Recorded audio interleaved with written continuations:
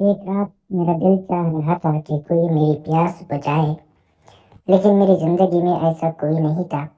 फिर मैंने हाथ से काम चलाया और सो गया।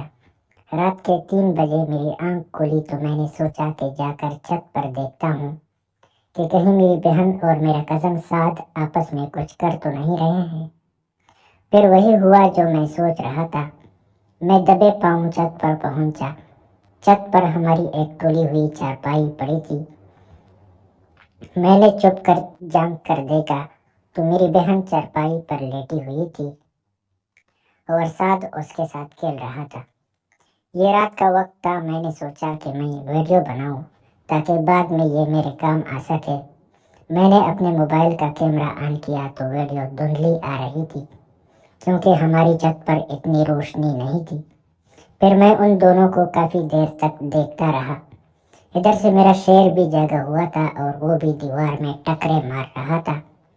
फिर जैसे ही वो लोग फारिग होने लगे तो मैं एकदम ऊपर पहुंच गया।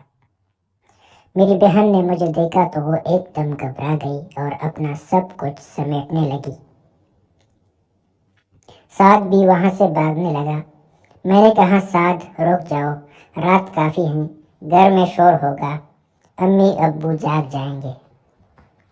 साद रुक गया।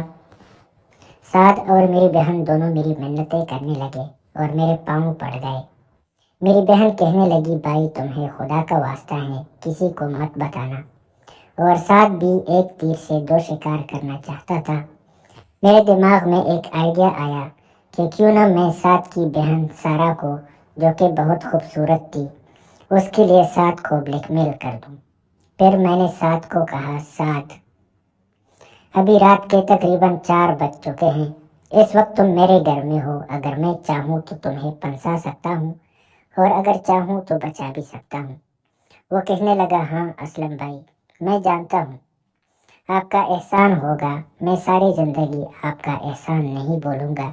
ये मेरा राज राज रखे। फिर वो कहने लगा, असलम भाई, मैं यहाँ आना ही नहीं चाहता था, लेकिन आपकी बहन ने बुलाया है, चाहे तो पूछ ले उससे। मैंने कहा, सारा ये क्या बोल रहा है? फिर सारा कहने लगी, हाँ भाई, मैंने ही उसे बुलाया है। फिर मैंने उससे कहा, तुम चुप हो जाओ, मैं तुमसे बात नहीं कर रहा। मैं अभी साथ से निमट लूं, उसके बाद मैं तुमसे बात करता हूँ। पहले तो उन दोनों को मैंने खूब डराया। मैंने कहा, ये हो जाएगा, वो हो जाएगा, और वो दोनों बहुत ज्यादा डर गए। मैंने कहा, सारा तुम रुको, मैं साथ को थोड़ा साइड पर ले गया। मैंने कहा, साथ मेरी बात सुनो, मेरे दिमाग में एक आइडिया है। अगर तुम मान जाओ तो तुम्हारा काम भी होता रहेगा और मेरा भी। वो कहने लगा, क्या? असलम भाई, आप क्या कहना चाहते हैं? खुलकर बोले। मैंने कहा कि मैं सीधी बात करता हूँ, घुमा फिरा कर बात करनी मुझे नहीं आती। तुम्हारी जो बहन है मैं उससे पसंद करता हूँ। तुम मेरी सेटिंग उससे करवा दो और तुम्हारा जब दिल चाहे, बल्कि मैं खुद तुम्हारी मदद करूँगा, सारा से मिलते रहना। फिर वो कहने लगा, असलम भाई, वो मेरी बहन है, मैं उसे ऐसे कैसे कह सकता हूँ? आप खुद से सोचें।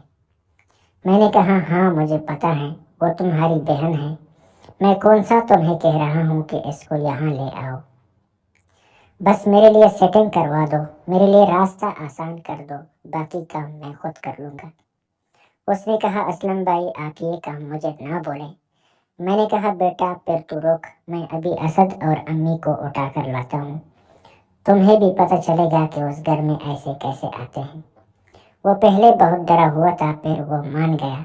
कहने लगा, अच्छा ठीक है असलम भाई, मुझे एक दिन सोचने का वक्त दें, मैं खुद आपको बताऊंगा। मेरे पास भी इसके अलावा कोई ऑप्शन नहीं था। मैं अब इन दोनों को पकड़वा तो नहीं सकता था क्योंकि सारा के साथ मैंने भी करने थे और ये बहुत अच्छा मौका था जिसका मैंने फायदा भी उठाया। उसने हामी भर ली और वो अपनी बहन के साथ मेरा रास्ता हमवार करेगा। फिर मैंने सारा को कहा, उसको नीचे छोड़कर जल्दी ऊपर आओ, मैं तुम्हारा इंतजार कर रहा हूँ। हाँ, गेट आराम से खोलना, कहीं अब्बू जाग न जाए। फिर सारा चली गई साथ को नीचे छोड़ने और फिर मैं ऊपर उसका इंतजार करने लगा। میں سوچ رہا تھا کہ اب سارا واپس آئے گی اور میں اسی چرپائی پر اس کی لوں گا۔ اب میں طریقہ سوچ رہا تھا کہ کس طریقے سے کروں۔ مجھے کڑے ہوئے 10 منٹ گزر گئے تھے کہ سارا ابھی تک نہیں آئی تھی۔ میں پریشان ہوا کہ سارا کیوں نہیں آئی۔